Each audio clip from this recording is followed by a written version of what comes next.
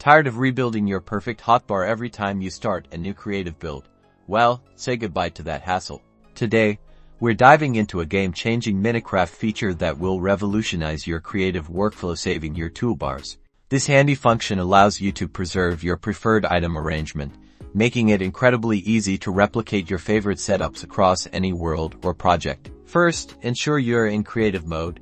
As this feature is designed specifically for it now, open your inventory screen by pressing E or your designated key.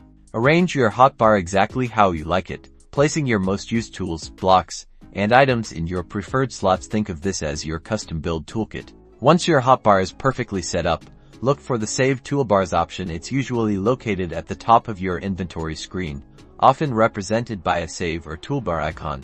Click on Save Toolbars to open up the management menu. Here, you'll see a section to save your current hotbar configuration.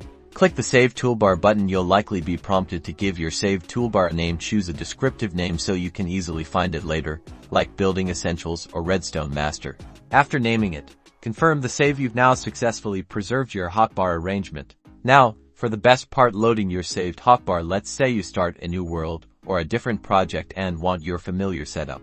Open your inventory and click on Save Toolbars again. This time, you'll see your saved toolbar listed by the name you gave it. Simply click on the name of the toolbar you wish to load. Instantly, your hotbar will be populated with the exact items and arrangement you saved. It's that simple. No more fumbling through chests or regathering your go-to items. This feature is an absolute lifesaver for anyone who builds extensively in creative mode, allowing you to switch between specialized toolkits with ease. So go ahead, save your favorite hotbars, and build smarter, not harder.